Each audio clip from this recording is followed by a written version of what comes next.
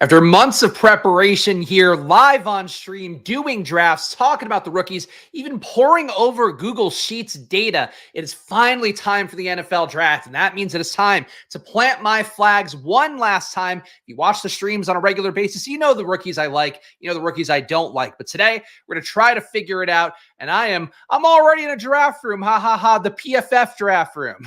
I'm in a mock draft room here. PFF, let's make this window a better size. Could block out some more area here. There we go. Leaving it a little plug going. Let's get a probably plug today. We don't need to plug underdog. We're not doing underdog draft. But what I'm going to do today, I'm going to do a mock draft. I'm also going to do a tier maker ranking of all the rookie prospects, at least the top fantasy rookie prospects. So your Javon Bakers, your Burtons, those guys not going to be on that one. We will talk about the QBs. We'll talk about some of the top running backs, some of the top wide receivers, and we'll actually try to draft players. So here's the tough part of doing a mock draft on PFF. You have to know defensive players. And I'll tell you, this guy does not pay attention to anybody. I care about team defense. I care about team offensive lines. For the most part, I'm going to be doing guesswork with that stuff. But the QBs, the running backs, the wide receivers, the tight ends, of course, I know like the back of my hand, or we hope. So let's start the draft and let's make some picks. Let's see what we do. And shout out to the chat too. Guy Tyler has missed the Squirt Squad. Appreciate that. Adam's already got some hot takes that Penix is QB2. I don't agree with that one, but we'll see. And then had a small field best ball yesterday. There we go. Okay, so there, got everything going. Here's an NFL draft hot take. The RBs have proved substantially more valuable than we may now imagine. Wide receivers prove less valuable after the top three. Interesting takes there. Not ones I necessarily agree with, but let's make our pick here. So pick number one, who goes? As you guys know, I've been making this pick on drafts, best ball drafts for a long time now. This has been the presumption for years, basically, of this guy being QB1 or being pick number one. It's Caleb Williams. It goes number one overall to the Bears. That's a pick that I think makes sense. Again, they are loading up this team offensively with Keenan Allen, with DJ Moore. Maybe some additions at tight end, maybe in the third receiver as well from this rookie class. We'll see what the Bears do at pick number 9. But overall, for me with the Bears, I think this is a great landing spot for Caleb Williams. He's already hanging out with the team there. They didn't have him go out with the coaches for dinner. They had him going out with DJ Moore and some of the players on the team who were leaders. So that's what they have Caleb Williams doing. I think he's in position to succeed. And I don't know that he's my QB1 in the class. I think it actually might be this guy who PFF has ranked very lowly, and I don't agree with it. Some stuff going against – how low? Am I missing Jaden here? They have Jaden ranked 21. This is bullshit. My QB2, my second pick off the board is Jaden Daniels, to be clear. Jaden Daniels, what have we talked about enough here? He's a combo analytically using the analytics that I swear by, the EPA metrics in particular from Sports Info Solutions. He's a combo CJ Stroud and Anthony Richardson. That is the hill that I am dying on deeply in my big board exposure. And in general this year, I think that Jaden Daniels has a shot to be the QB1.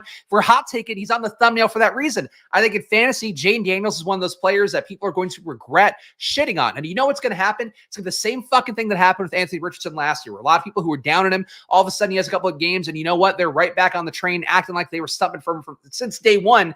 I can tell you they weren't. I saw it firsthand as the man who has the jersey next to him. Jaden Daniels is the exact same thing. People have found reasons to shit on him. Found reasons to go, oh, he's too small, he's too narrow, he's Wile E. Coyote, takes too many big hits. I'm fucking tired of it. He's the best prospect I think that we are going to have coming into the NFL at QB. Frankly, might be the best prospect out of the last 5 years in terms of how he's going to play in fantasy. Will the real life stuff translate? Are there some concerns about his throwing windows, where he targets on the field, his reads? Yes, there's some. If he goes to Washington, is there maybe a risk that he doesn't get coached up in the way he could in some other spots? Same thing for New England, honestly. Yeah, there's a good shot of that too. That said, based on what he did in college, I don't care if he's 23. I don't care if he's a little bit younger than Joe Burrow was coming in. Jaden Daniels is my biggest stand here, and he's pick number 2 in my PFF draft. So there we go. I had to yell about it, but this is the one. It's a hot take show, I think Jaden Daniels is a guy who's going to change the landscape of fantasy. And if he is going anything under 100 in drafts when the BBM starts, and I don't think that's going to happen. People know he's going to go to the Commanders. They won't stack him. They'll reach for him a little bit. But he is so electric at everything he does. Plus EPA thrower at every level. Takes sacks too much, but still better under pressure EPA-wise than Caleb Williams. Roughly same EPA under pressure as Drake May. I just think for Jaden Daniels, he's getting slept on too much. And I've been tired of the slander. I feel like it's one of those things in the NFL draft this year where it feels like an NBA draft more so, where people are like, oh, there's draft cycles too long, and now I have to start to nitpick these top prospects. And it's like, Jaden, a little bit old, sure, a little bit skinny, doesn't matter. What he did in the field, there are not a lot of guys in the world who could do. So that is my big thing that I'm going to say there. Daniels is 6'4" Kyler. I could live with that as a take for sure, but I don't know. That's it. All right, pick 3. So a lot going on right now that the Patriots apparently looking for a trade to trade down. They're not getting enough draft capital to justify it. The thing that was, and I think it was Diana Rossini's reports this morning, and I do think I've said it before, I don't think she's the best reporter, team source person. I think she kind of has a few and makes them represent a bigger size. That's based on me reading some of her stuff over the years and not finding it aligning as much with the takes that I try to find for fantasy, for betting, for things like that. That said, the reports that are out there, and I've heard this a few times, I think as well, New England wants a top QB. Do they want a top 3 QB? I'm not sure about that. So that's the part that I have a question mark. I think they could trade. That said, I will show you here. On PFF, you have to pay for premium to make a trade. So we're not going to do trades here. We will take Drake May for them, but I want to point out, I think they are live to trade down with the Vikings. I think the Vikings then, or the Patriots would try to use the Vikings pick to then move up again to get JJ McCarthy. So if I were going to make a bet right now, based on what I've heard in the last 48 hours, I've read in the last 48 hours, and what I've known also this entire time period, I think that Vikings go to 3 to get May, and then Patriots come down somewhere else in the top 10, I would guess, to get McCarthy. So that's my bet right now. I'm still happy with the exposure I have for Drake May to New England. And either way, we are taking Drake May to New England in this mock draft right now. All right, pick 4 here. Chat's nothing chat-wise. All right. Pick 4, Marvin Harrison, an obvious one. I think Malik Neighbors might be more live for this spot. So there was another, and I've been reading too many articles this week, so I'm not going to source stuff as well as I should. There was another article I was reading this week talking about Malik Neighbors. I think it was another athletic one. Neighbors being profiled by some teams being better than Harrison, especially because of the fact he's a better yards after catch guy. Because of that, the Giants have also said in quotes, at least anonymous quotes, to team reporters and stuff like that, they want to get somebody who has yak yardage. So Malik Neighbors has to go 4, 5, or he's going 6 to the Giants. This is basically the way that I view it. I think that this would be the first draft upset that would completely fuck up people's boards. So I'm willing to make the stand. I think Malik Neighbors goes 4. I'm not the most confident in that one. I'm confident in a lot of things in this draft. I'm confident the QB play we're going to get. I'm confident the Jaden Daniels take. I am less confident in this one, but I think there's just been too much sniffing around this stuff. Harrison not testing. Neighbors did test. Neighbors a little bit younger as well. What he brings is an explosive after catch guy. And I think too, knowing that there are teams that are going to be hot on Neighbors' trail, I think that he is going to go here, pick 4. So this is my best guess, which is a pivot from everything I've done in drafts all year. So that's going to be the part that I would say I have favored Harrison the Cardinals more in drafts. But I think in terms of me doing this mock draft right now, I think Neighbors makes sense. So all the Squirt Squad knows, I think JJ McCarthy got a GM fired. We'll see. I mean, New England doesn't really have a GM anyway, so I guess nobody can get fired for New England. All right, so Chargers heavy signaling that they want to go offensive lineman. Is that a smoke screen because they want to maybe see if they can get a Harrison pushed down to him? Maybe. I still think that they're going to go offensive lineman. I'm actually going to give the Chargers Joe Alt here, a guy who has been a favorite in a lot of these drafts to go at this part of the draft. Pick 6. So Giants want a yak guy. Neither Harrison nor Odunze is really a big yak guy. Let's see. After the catch last year at wide receiver, Odunze 5.4, Harrison 6.3, Neighbors 6.7. So these guys were all in a decent range, but Odunze clearly the least yak guy here. I would guess if Marvin Harrison fell to pick 6, the Giants would be doing backflips. I agree that it would suck. This is probably not the pick you want. Giants also could be linked to an offensive lineman, but I think they want Joe Alt. If Joe Alt goes 5, that's not good for them. So I'm actually going to go Marvin Harrison goes to the Giants, an outcome that we probably don't actually want to see. But man, that'd be a tough one. What would his BBM ADP be? Second, third round turn, I would guess. Even that, I don't know if he'll actually come down because people on BBM are willing to buy in on shitty teams. I don't know how about shitty QB play, but we see the Jets continue to go really high, and I've pointed enough foibles in that based on their Super Bowl odds and just how, frankly, I think they are as a team. But besides that, I think that there might be a shot that he holds, but I would guess if he's going to fall on Daniel Jones / Drew Lock penalty, I would guess 2-3 turns probably the latest. All right, pick 7 here. It does seem like the Titans, I think, could go a bunch of different ways. They have been linked to wide receiver. They've brought in guys like Neighbors. I don't know if they've brought in Odunze. Let me just take a quick look and see. Tennessee Titans. Titans have talked to Neighbors. They met Odunze at the combine, have not had him in for a visit. Besides that, they're looking at guys like Tez Walker and Roman Wilson. So I think they would like to get Neighbors if he falls to them, and if he doesn't, they're not going to go necessarily to Rome Odunze. So I'm going to let Odunze fall. Would they go to Bowers? This is the part that's tough because, like, I think for a team like the Titans, could go defense still, even though they have really committed to offense. Like, they committed so much to offensive free agency that I think they don't have to. I'm just going to give them a cornerback here. Cooper DeJean. It's whatever. I think would the Falcons be tempted by Odunze at 8? I don't think so. I think they're going to go Laitu Latu. This is the not fun part, guys, but we have to pick these guys too to get to the other players we actually do want to pick. So Bears, what do the Bears do with Odunze? I'm looking up Walter Football's top 30 visits list right now in parallel to see if they've had anything new coming in. Odunze, combine in top 30. Brock Bowers, combine in top 30. Do the Bears actually stay in the spot and take one more stud player? Bears and Odunze? Bears and Bowers? I think it's Bears and Bowers. I think Bowers goes before the Jets pick. Do the Jets duplicate Mike Williams with Odunze? Jets have liked Malik Neighbors a lot. Man, I feel like this is a hot takey mock draft for me. So I hope you guys are enjoying me fucking floundering through the defensive players. Jets saw Odunze for a top 30. I think they would be stunned that Bowers went the pick before, would be disappointed here. Odunze would be a bad pick for Chicago. I mean, the hope is that he would be your DJ Moore understudy / guy coming on the upswing. And shout out to our guy, Yoshi here. Day 2 of blindly firing. I probably bet not expect this to be my new hyperfixation. I hope it's going well, Yoshi. Market data is, the main promise there, but you can see the promo there. Promo code Splash and probably saves you 50%. So Yoshi, shout out Yoshi. Very nice tweet from him too. I'm going to go Odunze to the Jets. I think him being here at this point, they got scooped on Neighbors in my mock draft, got scooped on Bowers. They clearly want to load up on offense. I don't think Odunze would be a good pick for them. I think he would immediately displace Mike Williams. I would also say that his ability to command targets is not far off Garrett Wilson. I think he would greatly upset that Jets pecking order in a way that people would be like stoked about. And I think it would be a great fool's errand to be chasing Jets stacks. So Odunze to the Jets for me at pick 10. Now we're in a tough part of the clock here. So I do think that the Vikings trade up. As I said before, I think Vikings get to 3.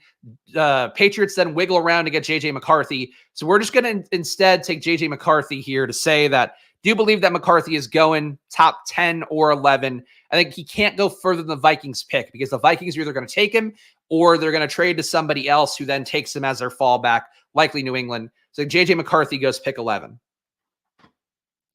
Pick 13, Michael Penix being linked a lot to pick 13. I am not the most confident in Michael Penix, or pick 12 rather as well. So thinking about both these. Bo Nix reports that the Broncos are willing to trade back to wait for Bo Nix. It's possible they don't find a trade they like. I think someone would trade up with them to come here for one of these guys, like a cornerback. I know is going to be a popular position you guys take early. Quinion Mitchell's been linked a lot. So let's just have Quinion Mitchell go here. I mean, I don't know how to approach this for my content. I think the right pick would be just take Bo Nix now in terms of like what we want it to be. I think the Broncos and Bo Nix trading for Zach Wilson, I don't think is all they're going to do. They gave up a 6th rounder and got a 7th back. So they basically gave up nothing to take Zach Wilson. And they're going to bring in Zach Wilson with a rookie, perhaps with Stidham too, have those 3 compete. Likely the best guy is going to be not that good, but I think if it's Bo Nix, he wins this job. So, or maybe he's a guy that Wilson wins the job or Stidham wins the job, and then Bo Nix comes on as the savior if Bo Nix can't win the job in camp. But to me, Nix and the Broncos has made too much sense from day one.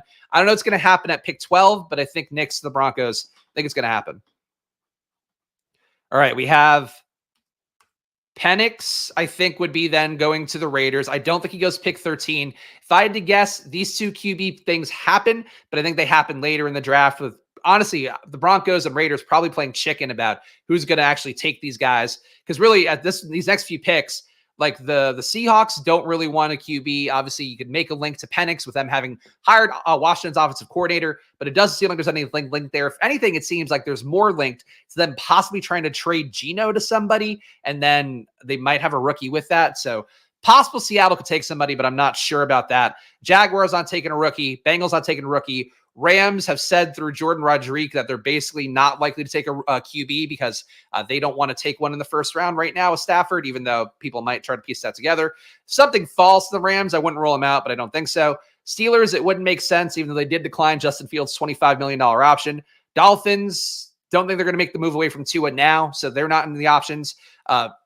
Eagles already added Kenny Pickett, so they're clear there. Really, nobody's a threat to take a QB from these guys. So I would say that I think these picks happen for Knicks and Penix, but I don't think they happen there. All right, is there anything else that's going to be fun here?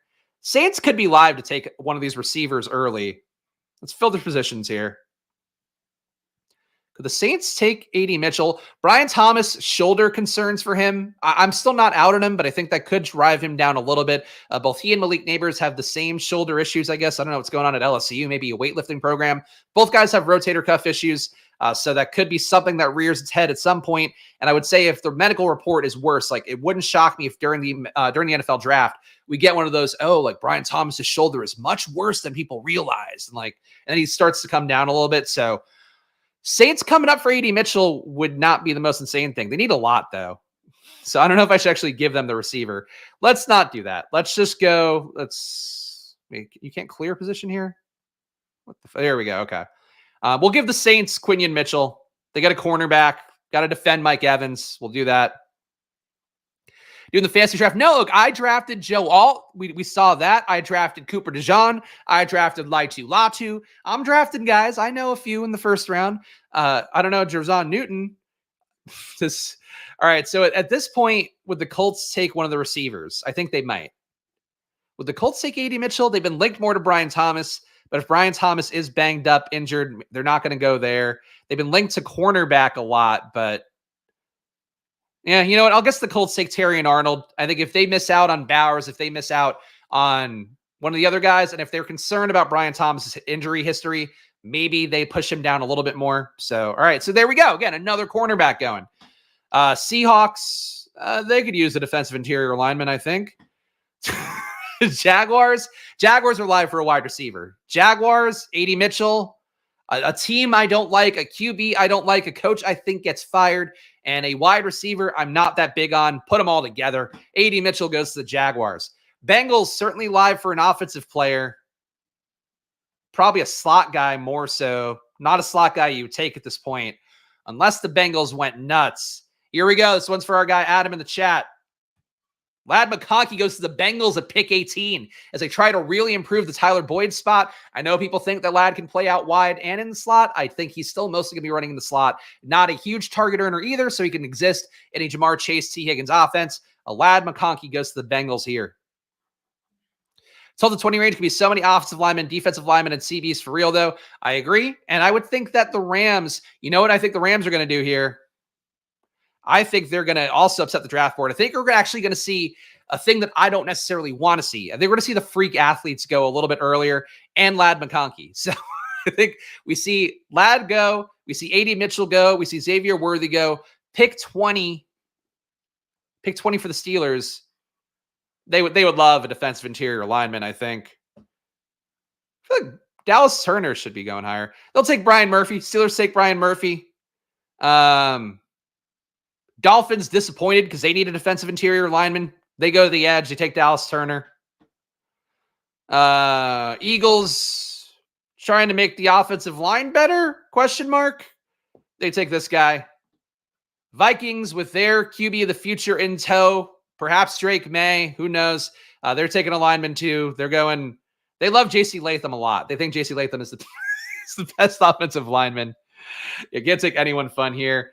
Cowboys are a fun team, right? But they need to make some replacements in offensive line too. Cowboys going Troy Fontenot. Packers don't need a receiver. We know that.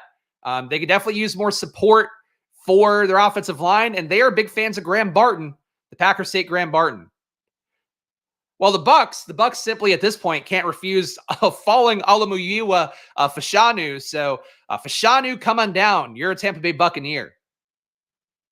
Now, you could say the Cardinals at this point, of course, they've added Malik Neighbors in our draft. Where would they go? I think they're going to shore up defense. I think they go think they go Jared Verse. It's a tough run for a mock draft, guys. We're getting to something fun. Now we have a fun pick coming up. The Bills. The Bills trying to trade up our reports right now in round one to get a better wide receiver. I think they're going to be pleasantly surprised at what falls to them.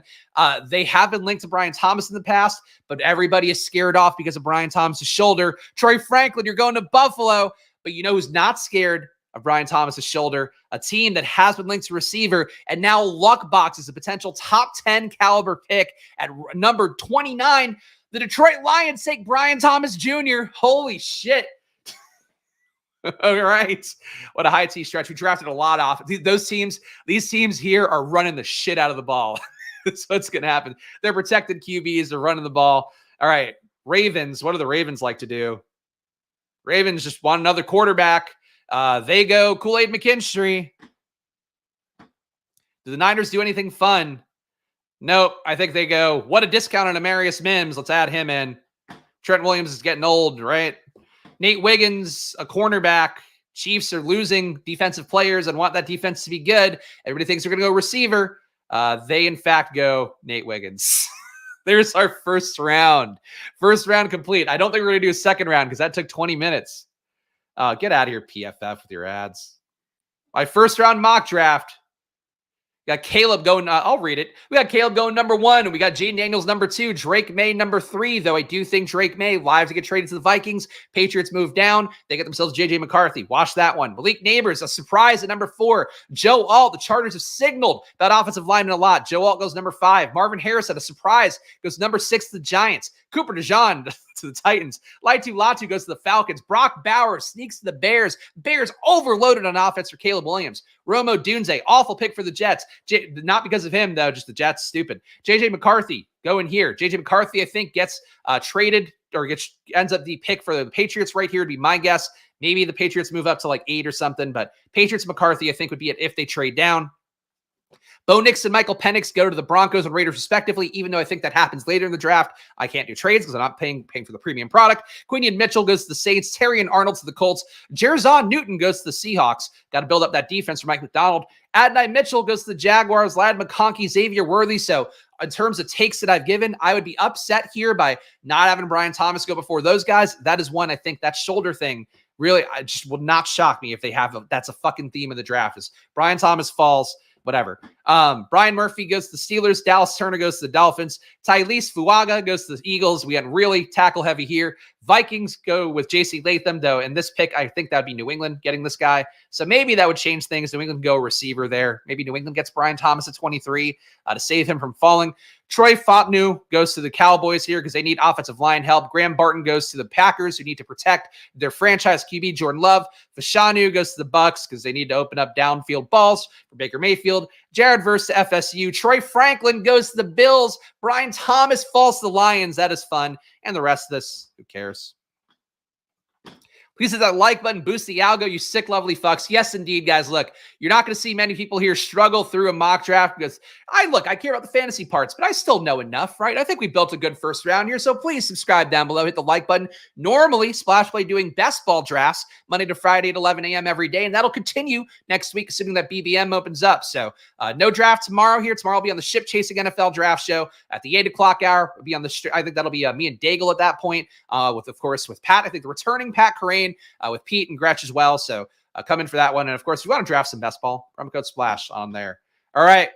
Tier rankings. Let's do it, guys. So you guys know I have some takes here. Obviously, we saw some of them through the course of that mock draft, but I have 5 different rankings here. We have superstar, guys I think that step on the field and be a superstar, immediately or shortly thereafter.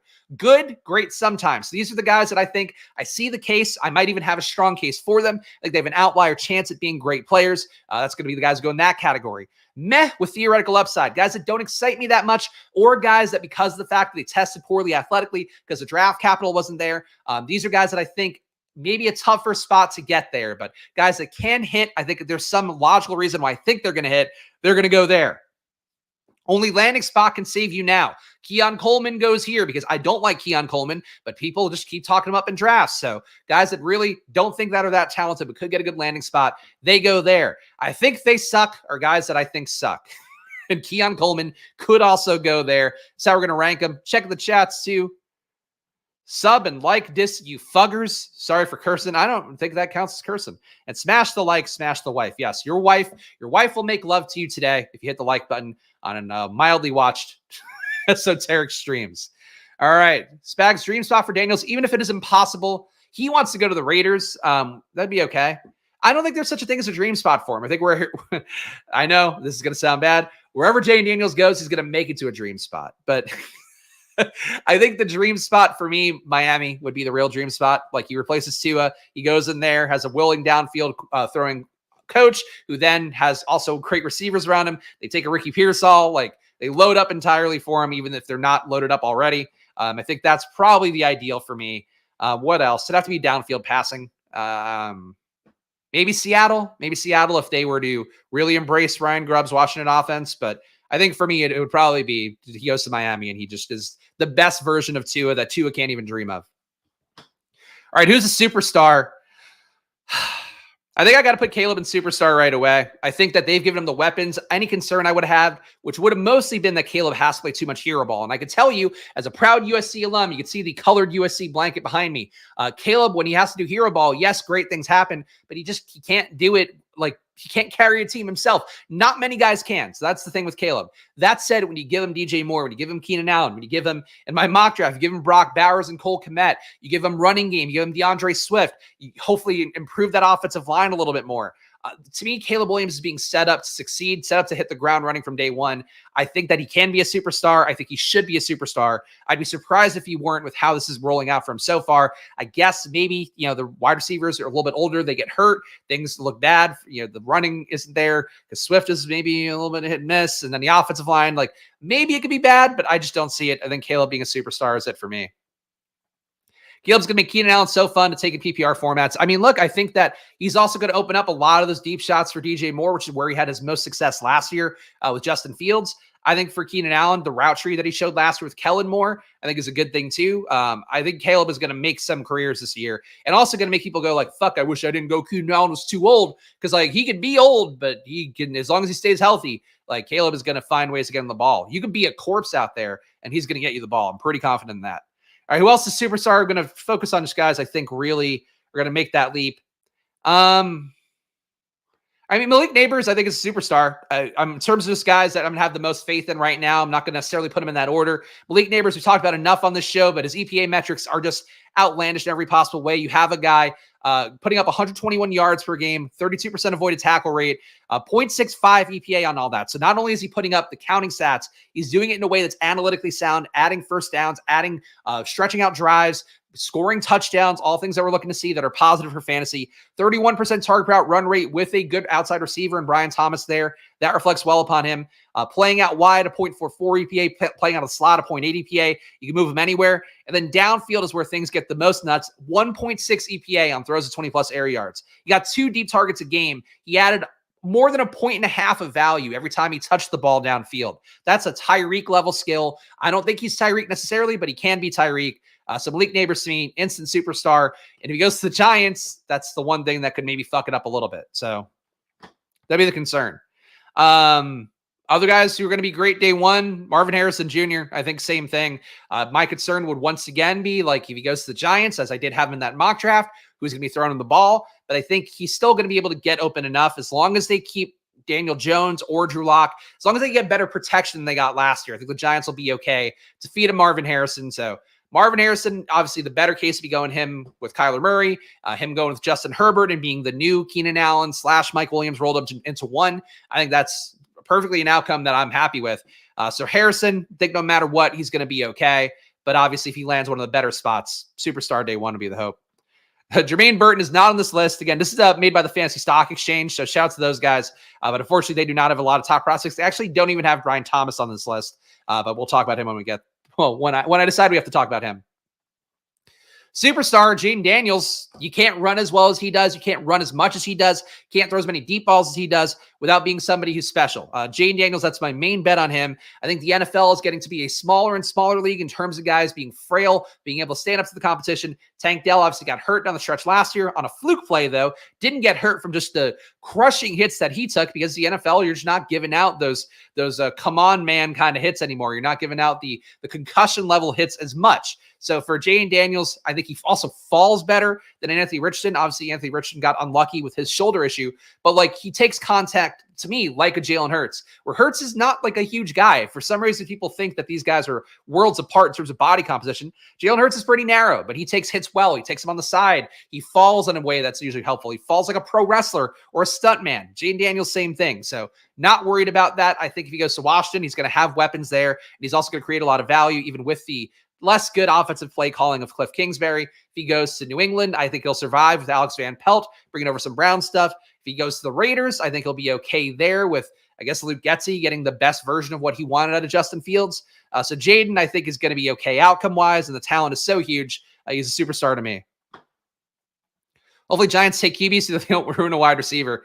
I don't know. I think there's enough linking them to seeing them talk, I guess, as an anonymous source level to the athletic reporter and talk about like wanting a yak guy. I think that to me screams they want Malik Neighbors. But a lot of those teams, I think, want Malik Neighbors a lot in that range, which is why I did have Neighbors going for. All right. What else? Who else is a superstar in this draft?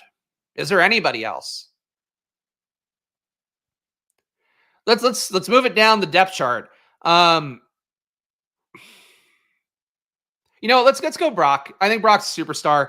The concern for Brock would really be, to me, him going to the Jets getting caught in a post-Aaron Rodgers morass, I think is a thing that can happen. I worry about the Jets being an offense that pushed the pedal to the metal with Nathaniel Hackett being the coach. Just don't think that's the thing that's going to make you make a leap as an offense. I think it's a defensive team that's going to win by playing it close to the vest. So if he goes to the Jets, I'm going to be a little bit down on his immediate prospects. That said, he's so talented. He's probably going to dominate that Jets offense and targets. I would imagine he becomes almost a 1B, if not the straight one to Garrett Wilson. I think he's a better targeter than Wilson. Obviously, he's going to have to block on enough plays that won't always materialize. But I think if you have both those guys running routes out there, I think you're going to Bowers a little bit more, especially if you are a decrepit Aaron Rodgers who's going to have, a limper arm and also less confidence to stay in the pocket to get deep balls out. So Bowers, I think, will be a superstar. I worry about his outcomes a little bit. He can go somewhere that isn't an open target tree. Again, I would love him to go to a Carolina and just be wide receiver one, basically, him and Deontay Johnson. I think he would supplant Deontay Johnson as that. But that's, not necessarily going to happen. All right. Don't you think it's contradicted to be so high on Neighbors and Jaden Daniels? Seems like what made the other good. What? No. They could both be great. And then, there were two great LSU receivers. So if anything, you want to say that, Jaden Daniels made these guys great. But no, Neighbors was also great. Like, again, he avoided tackles really well. He still did things when he had the ball. So you need both parts to come together. But yeah, I believe Jaden Daniels is going to be a Stroud level player in terms of creating value for his guys. So I guess you could say that case. But you don't say, oh, these guys aren't good because they were great together. That would be kind of a foolish approach. Okay. Let's see what else we're doing here.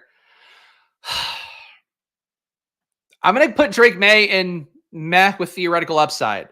I think so. His tendencies are good. He throws a lot of deep balls. He ran a lot more the year before last than he did this past year, where I think he made a business decision. Also could be the offensive changing over from a full air raid to more of a kind of traditional shotgun / I guess a little more pro style too. But yeah, for Drake May, I think for him, the accuracy is a real concern.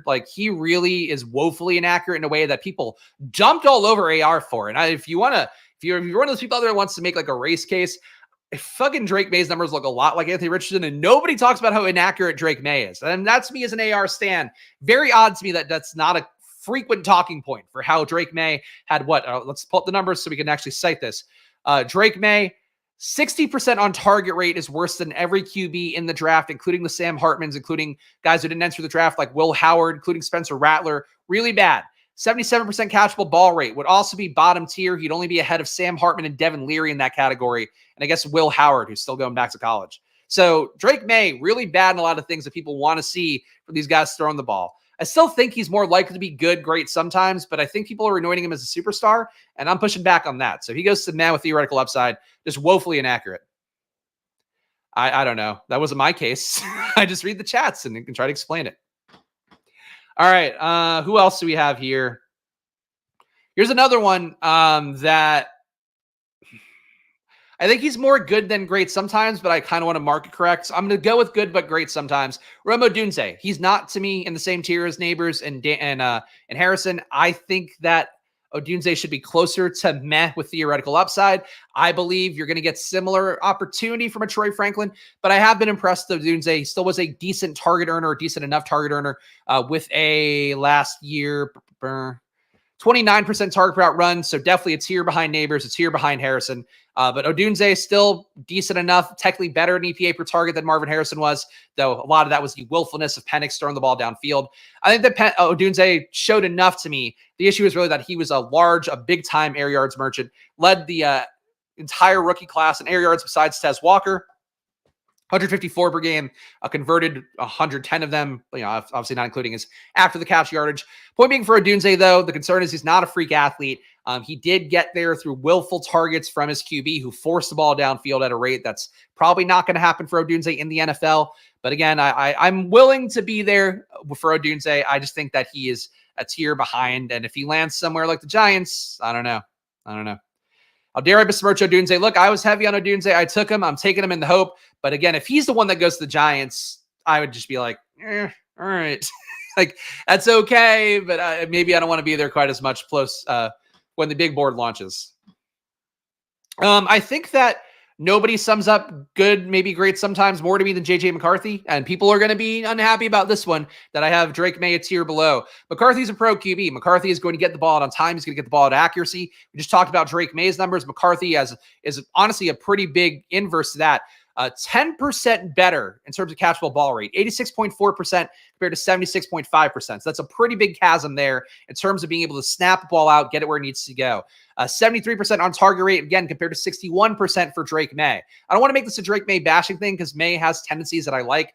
Downfield throwers, guys who run, but the flip side can be dangerous. So that's why Drake May, to me, has to kind of go a level below. McCarthy, I think, is just going to be a guy where if he gets Minnesota's job, it doesn't matter what he does. He just has to be good enough to feed Justin Jefferson, to feed Jordan Addison downfield, to feed Hockenson when he comes back.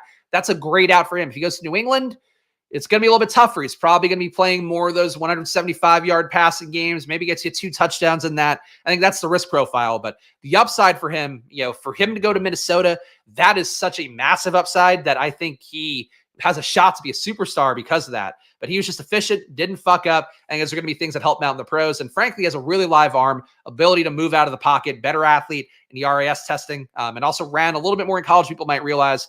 And actually, was he a plus EPA rusher? I believe he was.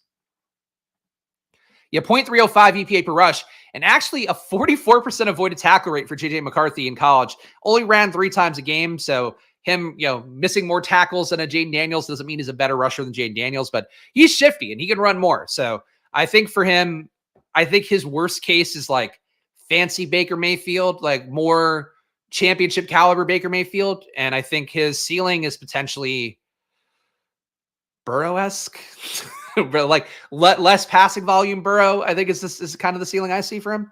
So that's what I'm doing. Sneaky white boy speed. There we go.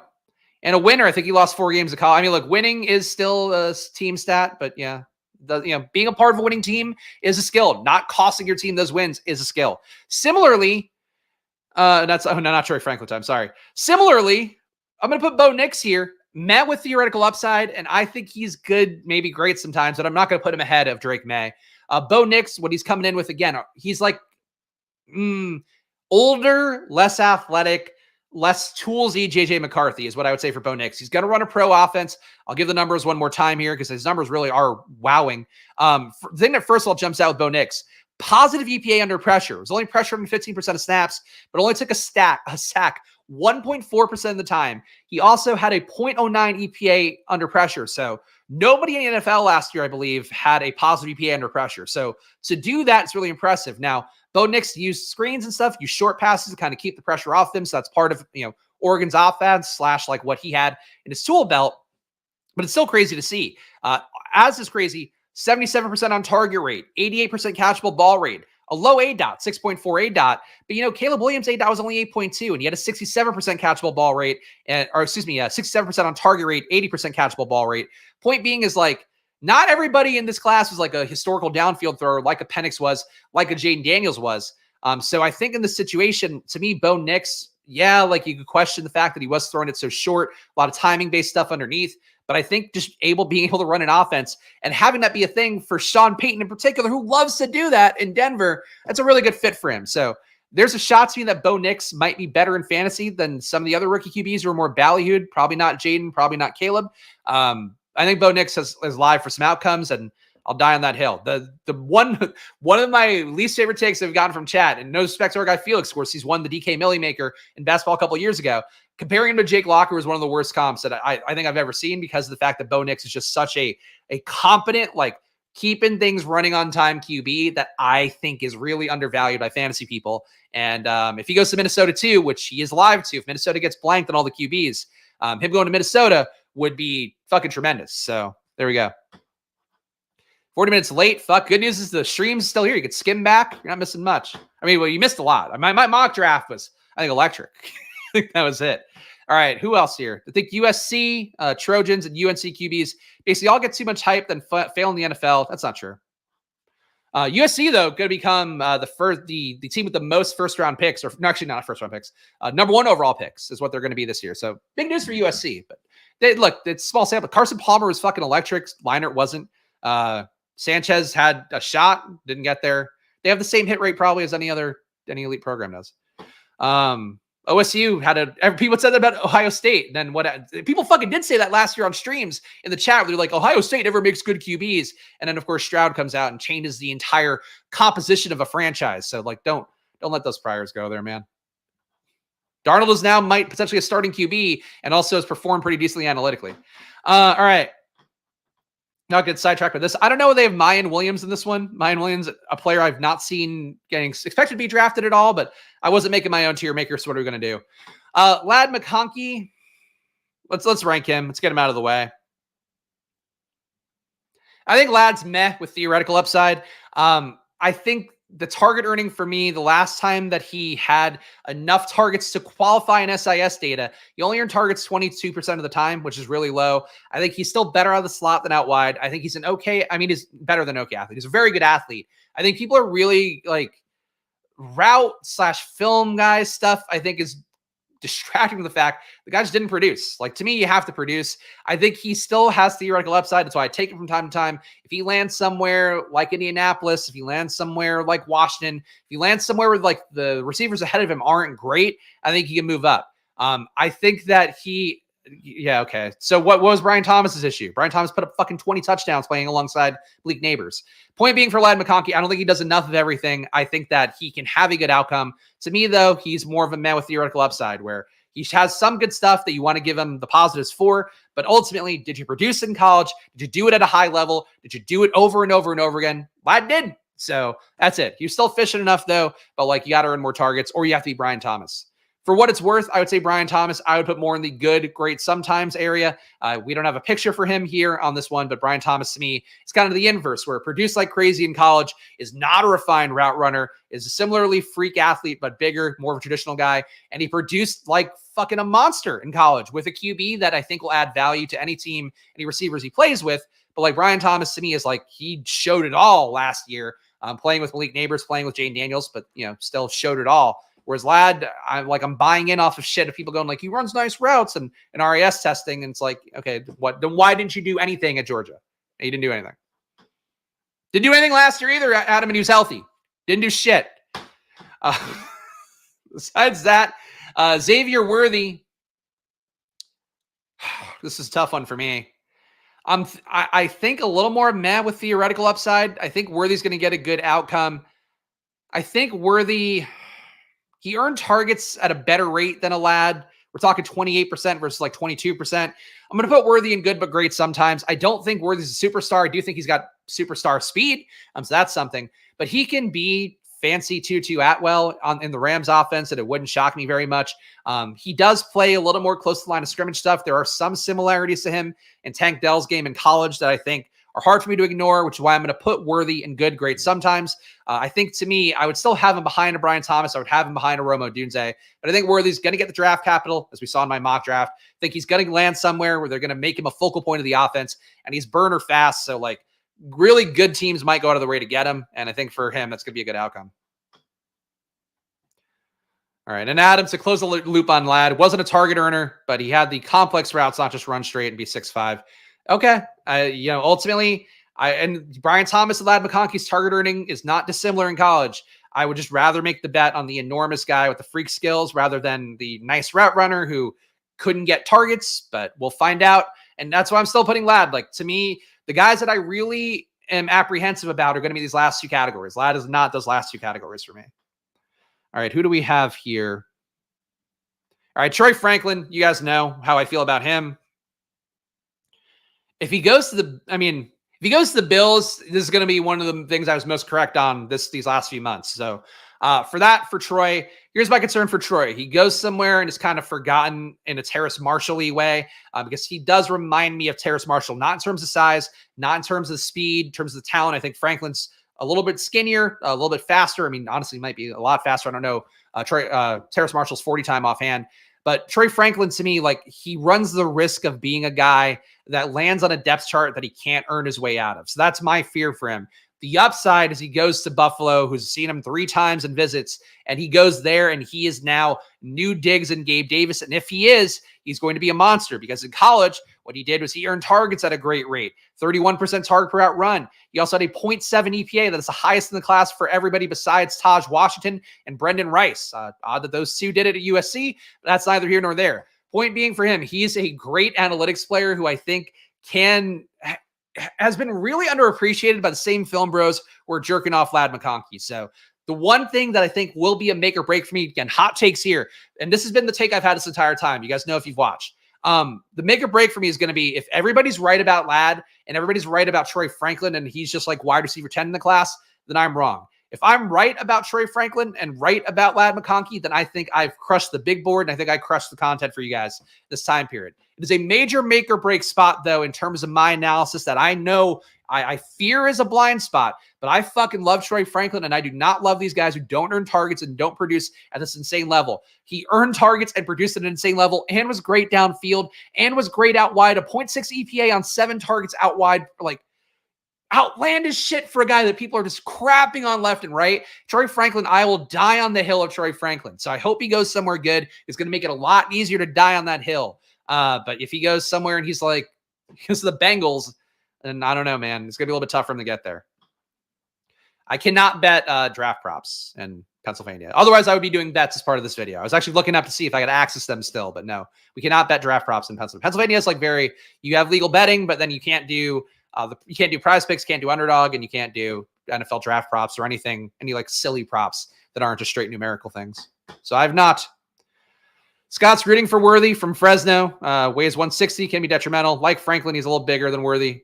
He's much bigger than Worthy, but he's also like taller. But yeah, point being, I think that they both have a shot. And Worthy, to me, like, I think these guys, I think Franklin's the player I like more. The athletic testing of Worthy, though, is going to make him somebody's belle of the ball.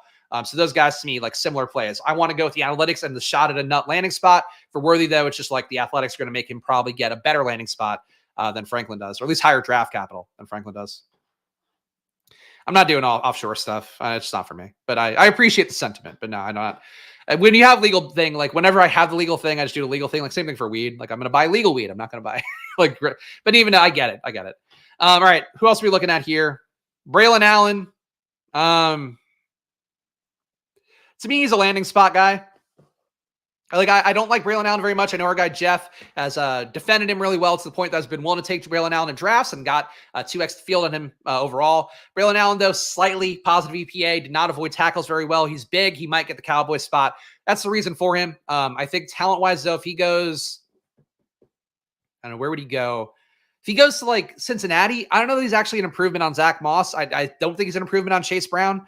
I think that's where like I run into issues with Braylon Allen. If he goes to Dallas and they just hand him the job, then he's going to crush. If he goes to Baltimore, is like the Hassan Haskins now for Derrick Henry again. Maybe he can hit as a handcuff.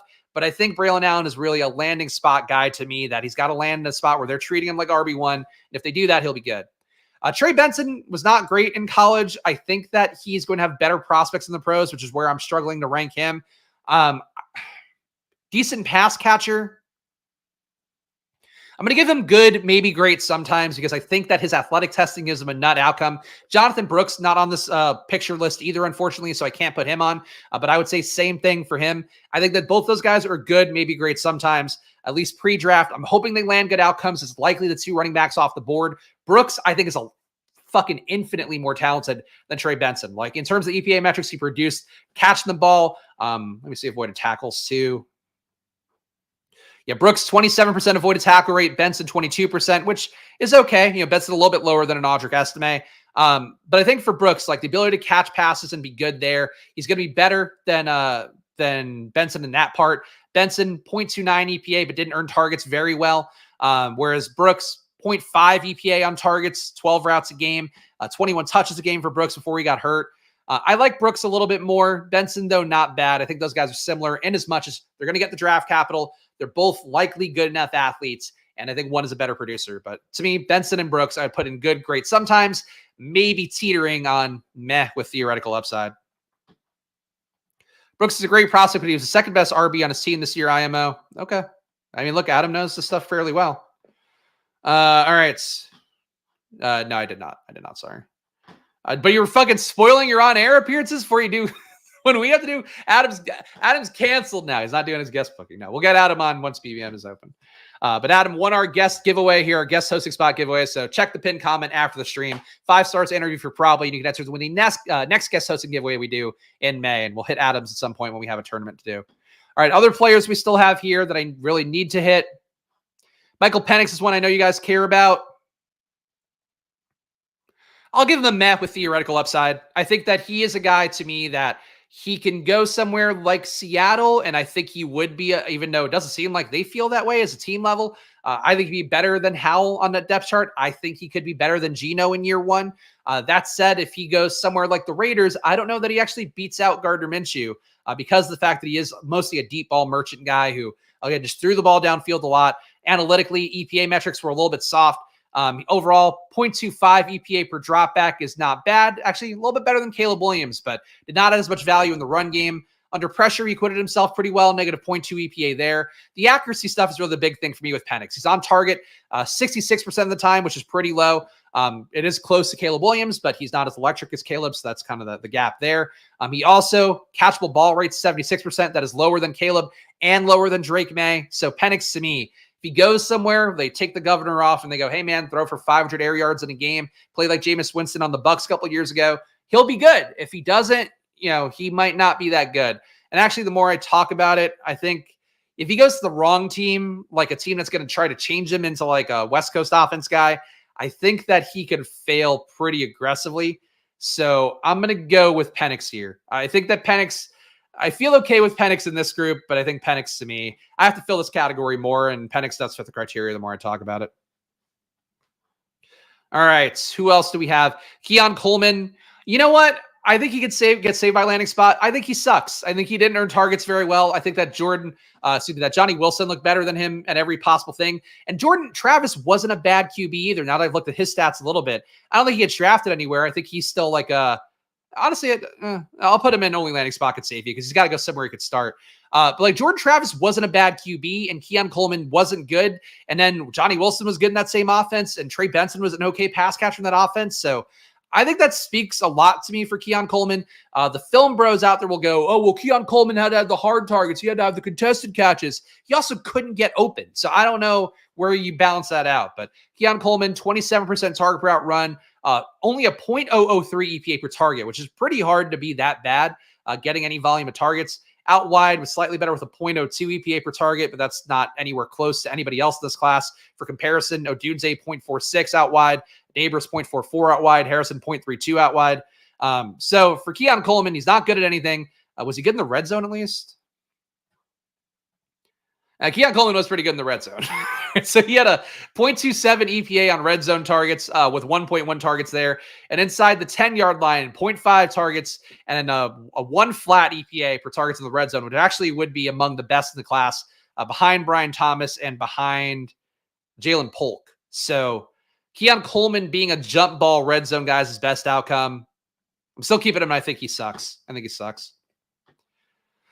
Jordan Travis feels like a good late round pick for the Jets. I don't hate that at all. I mean, they definitely have their backup for this year, but it's a developmental guy. I wouldn't hate that as long as you're getting them, 4th round.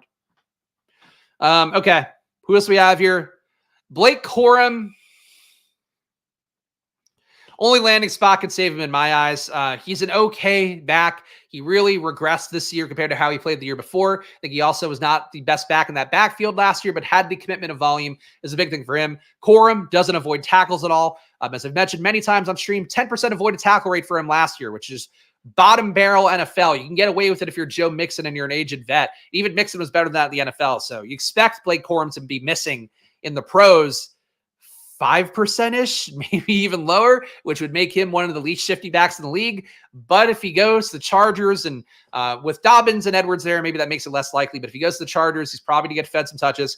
Do you think he's going to be a good goal line back, kind of an Algier back in that level, a 1.1 receiving EPA on red zone touches, a 0.33 red zone rushing EPA? He can do it in the red zone, but he's really not good, doesn't avoid tackles well enough. I think Corum is a trap, a brand name trap. I think he is one that I've been down on this entire time. Saquon is still good in college. He just hasn't been that in the pros, but his numbers in college look worse than Saquon in the pros. So he's more of I think he's more of just like a pure Mike Davis type, where if you get the volume, you'll get there. If you don't get the volume, you're going to find some issues. And the size too worries me, but I don't think he's Deuce Vaughn on that level, where Deuce Vaughn I didn't think could even get on the field. Ended up being right about that one. I think for Blake Corum, he's going to get on the field and he's going to find a world of hurt for himself, and a smart team will recognize that it's not good to play him more. But who knows? Similarly, Audric Estime, this hurts me. I think he is an only landing spot could save him now guy, at least for this year. Just being, and I'm going to put Bucky here too. These guys are good, so they have the inverse here. I think that Corum is not that good. I think Estime and Irving are good, but they have to get landing spots to give them a shot to rise up the depth chart. If they go to Philadelphia behind Saquon now, paying that big money, they go to the Niners behind CMC, they go to Miami behind Achane and Mostert. You're not going to get there. So but if Estime goes to Buffalo, if Bucky goes to Houston or Dallas, there's a really nice spots for those guys. So I think the landing spot can really salvage them. In terms of how I view their talent, I think they're more of a meh with theoretical upside kind of guys, maybe good but great. But I don't think the draft capital's there enough, and I'm not going to lead you guys like lambs to the slaughter because I liked a guy in January and February. So for Estime and Irving, I'm above the field on them in the big board. I think they're two of the most analytically sound backs in the class, but they're not going to get the draft capital of Benson and Brooks, so that is why, unfortunately, pretty big tier break. Did I get Bucky on here? I did indeed. Unfortunately, Bucky's got to go there. Nice video for Underdog, though. Josh and Hayden talking about Bucky. Bucky's shifty as hell, which is the part that's appealing. But the RAS testing is so bad that he's now skiing uphill a little bit on that. Johnny Wilson. I think Johnny's meh with theoretical upside. The theoretical upside part is that he has to be the first gigantic receiver to meaningfully succeed. But Johnny Wilson, as I talked about, he's in the exact same offense as a guy like Keon Coleman. And for comparison, Johnny Wilson earned targets 36% target per out run rate compared to 27% for Keon Coleman. 0.37 EPA per target compared to 0.003. Out wide, a 0.26 EPA compared to 0.02. So basically better than Keon Coleman in every metric, besides the red zone where Wilson did not get targeted enough to qualify. Wilson really thrived beyond the sticks, 3.6 targets per game there, good for a 0.4 EPA, whereas Keon Coleman was not targeted enough to qualify past the sticks. He was only targeted either downfield or close to the line of scrimmage. So weird usage pattern for these guys, but Wilson is big, has to overcome being big. Not a lot of gigantic guys have hit a receiver, but he was talented enough and earned targets enough that I think he's met with theoretical upside. Checking the Albright mock for the scoops. There you go. Time to check more mock drafts. But again, will he be more right than my PFF draft? Probably not. I think we can make that stand. Malachi Corley, I would say, honestly, he should probably go ahead of Johnny Wilson. These aren't rankings here, but Malachi Corley, smaller, better target earner than Johnny Wilson. I guess similar target earner to Johnny Wilson. People compare him to Debo. He's not as muscular as Debo. He's like lithe Debo would be the best way to explain him. For Malachi Corley, though, I think that he's got a good outcome. Big target earner, has been seen by a lot of teams. To me, he's meh with theoretical upside. Will Shipley, he can get a landing spot as a pass game back. I'm still putting him. I think he sucks. I think, again, he had a good pro day. He had some good athletic testing, didn't show it at the combine. So that's going to make it a little bit harder for him to get there. I think he can land somewhere and be as like another version of Dylan Labe would be, I guess, his best hope. In terms of the pass game, I'm not going to cite metrics. It's like we're a little bit late in the video now, but was a plus EPA receiver, is not a plus EPA rusher. For Will Shipley, I just don't think the talent's there as a rusher, but as a pass game back, the NFL always needs pass game backs. I would rather have Dylan Labe than Will Shipley for what it's worth. But I think to me, Labe would be a landing spot can save you now guy, whereas Shipley to me is probably that too, but he's untalented enough that he should be. I think he sucks because I think he sucks. Jatavian Sanders, I don't think he sucks. I think the landing spot could save him. Would rather have Sinnott than him. I would put Sinnott in meh with theoretical upside. Jatavian Sanders to me, just not a good target earner, not a great producer. Athletic testing has not been there. Sinnott's a better athlete. Sinnott's a better blocker. Sinnott also, I think, looks better to me eye test wise.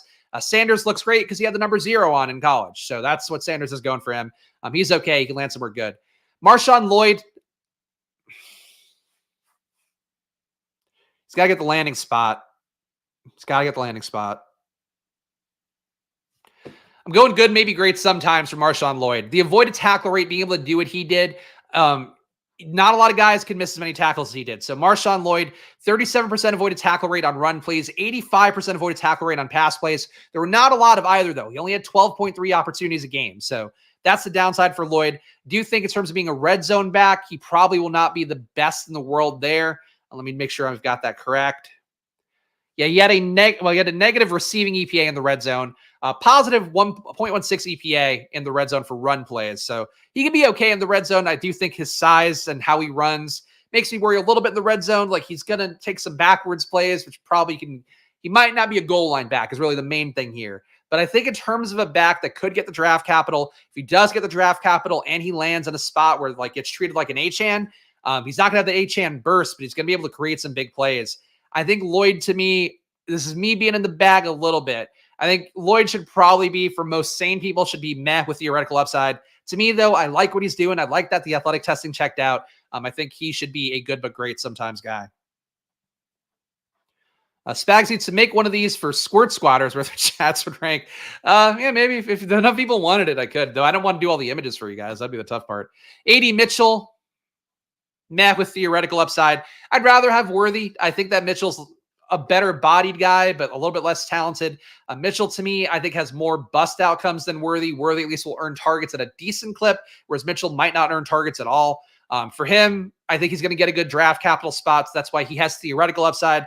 If he somehow fell, though, I don't know. Like if he falls to Buffalo, he's going to fucking win out by that.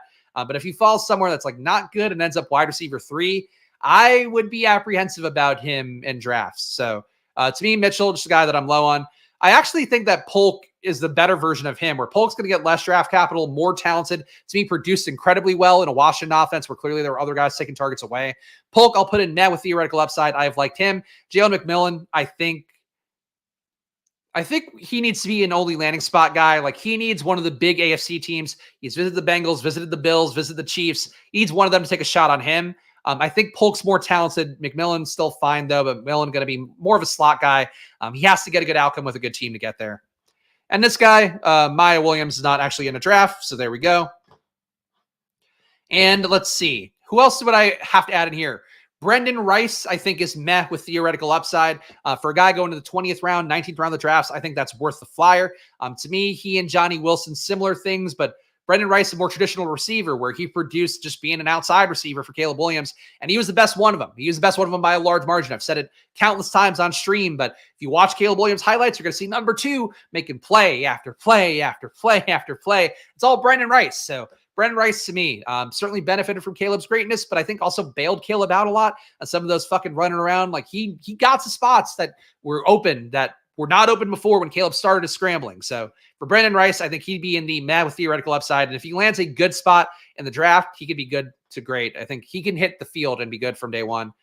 Who else do I have a lot of exposure to? Is there anybody that I haven't talked about here? Ben Sinnott, I've talked about meh with theoretical upside. Nobody else I think I've really caped for that's not on this list. Brian Thomas, good, great sometimes. I think that's it, guys. These are my hot takes. So I have to do a summary here.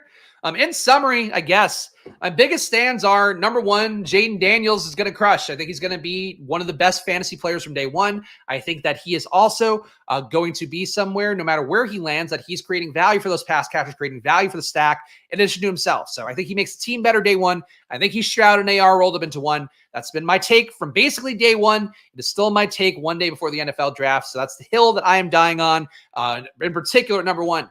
Number two would be Neighbors is going to be great. Harrison's going to be great. Odunze is going to be slightly great. So slightly less great, rather. So I think that's another one that I'll plant a flag for. I don't think that's anything that crazy there.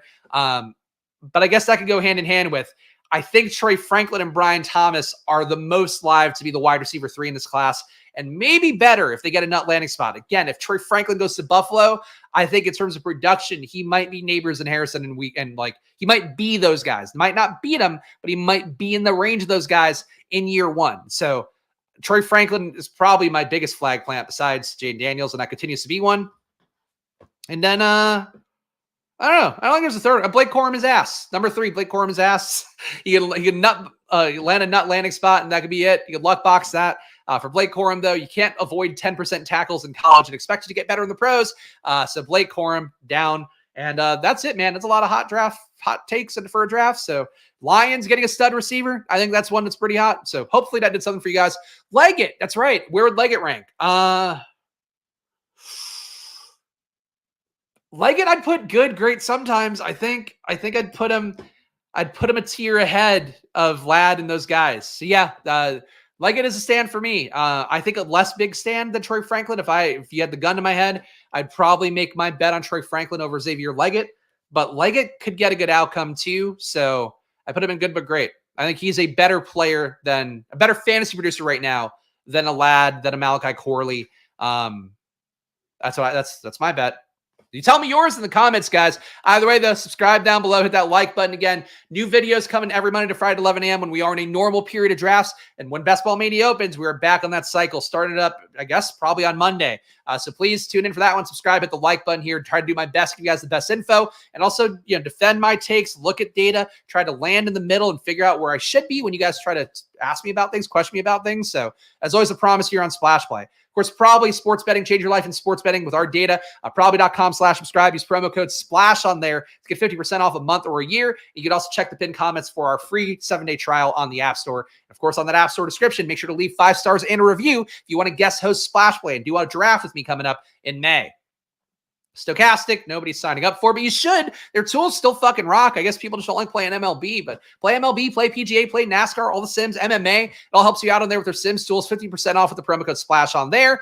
And thank you to all these fine folks who've helped me put on the show. Of course, you too can do this. We actually might have a few people I haven't put on. So my bad if you're on this list or not on this list, then you should be. But hit the join button down below. Support the show. This is, of course, a show I do for free, basically. Trying to build up the channel, trying to make it worthwhile. And your support does go a long way. And of course, you get access to a premium Discord with that. You get access to more VIP perks, including the Spags rankings that are coming out after the NFL draft. And I've been doing some blurbs, and it's as tedious as I thought it would be. But you like my hot takes here, you're going to get 250 of them, basically, because I talk them about basically every player in the Spags rankings. That's it, guys. That's it. Gamble responsibly. You know my takes on that. I don't know. It's going to be a fun NFL draft, though. So no video on Splash Play tomorrow, but I will be on that ship chasing stream, 8 o'clock to 8:45. And, of course, that whole stream with Pete, with Gretch, with Corain, of course, is going to be a great time for everybody. So watch that. Come back for that one, and then we'll see when BBM opens. I'll be back as soon as it does, guys. That is my promise here. Frankly, even if it opens Saturday morning, if it opens Sunday morning, might get a surprise stream. So hit that notification bell so you'll know when I go live. And I will see you guys then. Enjoy your days, guys. And, of course, good luck. Bye.